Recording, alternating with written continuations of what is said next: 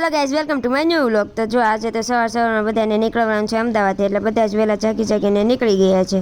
આપણે પણ જો અહીંયા સાબરમતી જોઈ જ લીધી. ત્યાર પછી રિપબ્લિક ડે છે એટલે એનો પણ અહીંયા જો ધ્વજ લહેરાતો જતો ને આપણે લીધી સ્ટોપ આવીને બધા જો કરવા લાગે નાસ્તો. આ ભાઈ જાગ્યા એટલે કે બધા ક્યાં ગયા એટલે એમને જો કરી દીધો આપણને વિડીયો કોલ ને આપણે આવી ગયા અમરેલીમાં આવીને ઉતરી ગયા આપણે બસ સ્ટેન્ડે પછી આપણું પેલું કામ હતું આપણે જમવાનું, એટલે આવી ગયા જમવા માટે.